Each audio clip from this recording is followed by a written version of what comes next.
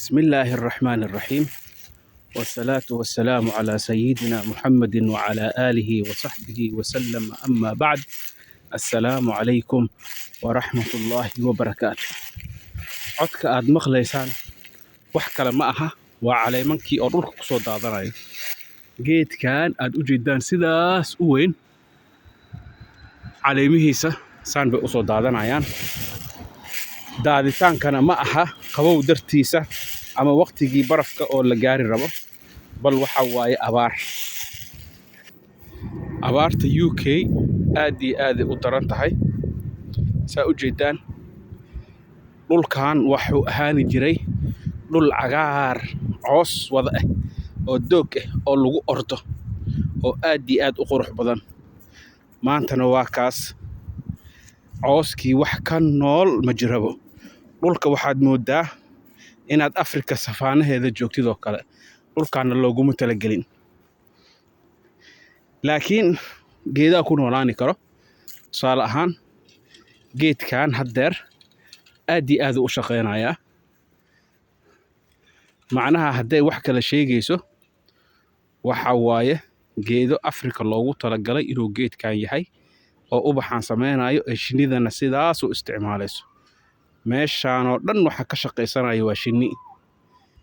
Waa shinni shaqeysanayso oo cunto ka raadsanayso oo inta ku fooftay. Marka geedkan aan rabaa inaan idin sheego, geedkan waxaa la dhahaa lavender. Mirihiisana waa kaas, waa talaata besteen, waa bilaash oo maaragtay 2 isbuuc ka bacdi waxaan dhulka ku daadanayaan. Marka waa kaas lavenderka la sheego waa kana. Haddana caraftiisa meeshaan waxaad moodaa in barfuun midkii u dambeeyay Paris soo saartay in uu maaragtay ka samaysan yahayba. Haddaad soo qaadatid caleemankaas aad ismarmariso barfuun adoo marsato kale u dhigantaaba. waa kana mar labaad abaartii lagu soo laabtay. waa tanaa dhulka siduu yahay. Qoolleyda xataa waxay raadinaysaa waxay cunto. Meeshaan waxay ka heli jirtay cunto fara badan maadaama coos fara badan ee meeshaan lahaani jirtay iyo mirooyin fara badan. Maantana waa taas waxaa ka haray waxyaabahaas yariiska ah basaa ku haray meesha. Waa sidii sheekadiisaba oo kale oo ma aragtay jannatayn can yamiin wa can shimaal la dhahay oo ka bacdi markii sadkii uu ku soo dumay jannad labadii janno loogu bedelay geedo ma aragtay athal iyo sidir oo ma aragtay weli sidirka xataa waxay shay min sidrin qaliil ah la dhahay. Yacni gob yariisa loogu bedelay iyo geed la dhaho athal. Geedahaas loogu bedelay.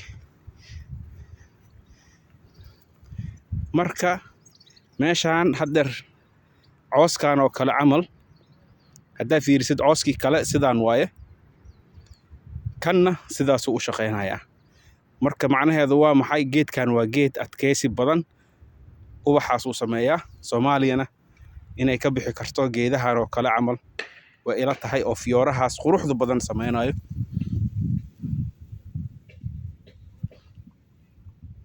Fiyoorahaas mira isku bedelayaan mar dhow. Marka waa kana dhulkii Ingiriiska ahaa oo roobka badnaa maanta sidaasuu agaga yahay. Waa angag. Waa angag. Waa abaar. Laakiin abaarba ha ahaatee dadka Ingiriiska weli maysan bilaabin inay qayla dirsadaan ee dhahaan hanala soo gargaaro, caalamka ha noo imaado.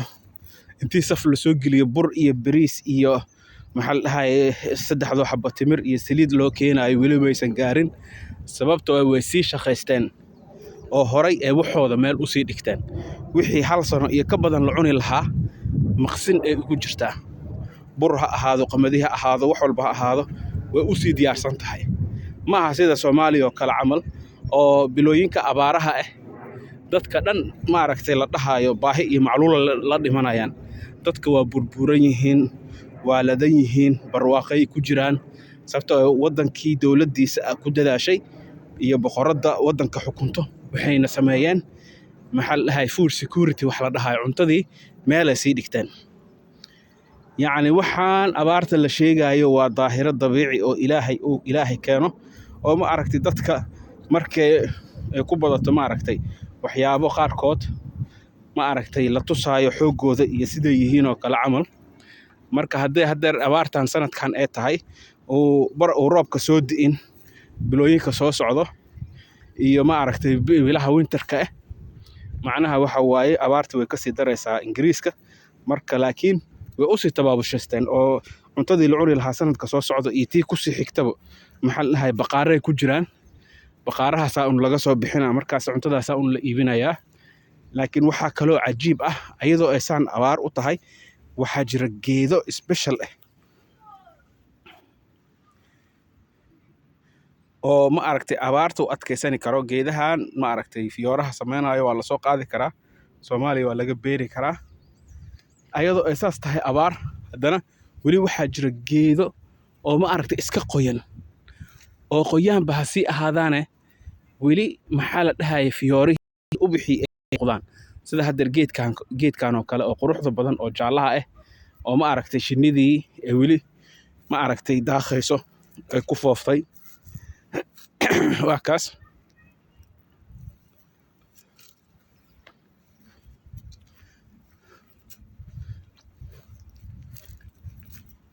marka waa kana dhulkii sidaan isku bedelay. assalaamu calaykum. cabdi ciise haa insha Allah barasho wanaagsan walaal. assalaamu calaykum. waxa way anoo socdo meeshaan wiil Soomaali ahaan iska aragnay.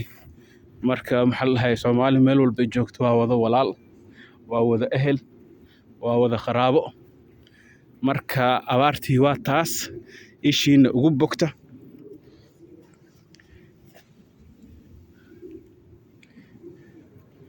markay sidaan oo kale tahay waxaa isha soo jiito geedaha qaarkood waa wada cagaar. geedaha coosaskii iyo wixii kalena way baaba'een, macnaha waxa waaye way ka adkaysi badan yihiin oo dhul ma aragtay dhulkan ka sii qaaxilsan ama oo ka qaleelsan ay ku noolaani karaan. marka waa kaas. Soomaaliyay isku tashta sidii Nabi Yuusuf oo kale camal 7 sano maxay ahaydna 7 baqaraatin simaanin 7 lo oo ma aragtay buurbuuran oo riyada aftuuni fi amri Nabi Yuusuf riyadu fasiray waxay ahayd 7 sano waxaa loo shaqeynaa ma aragtay joogto wixii 7 sano ka soo baxo meel la dhigaa. markii 7 sano meel la dhigo ka bacdi ma aragtay abaar markay imaato wixii yaa lagu fakanayaa. marka Soomaaliya la isku tashto yaa la isdhiganin. hadday abaar tahay aaranaa ku xigay insha Allah bilkariim ilaahay loo laabto. marka aaranka markuu yimaado yaa saf iyo ma aragtay buushash intii la samaysto yaa saf la soo gelin roobka yariiska da'aba ha laga faa'iideysto. wassalaamu calaykum waraxmatullaahi wabarakaatuh.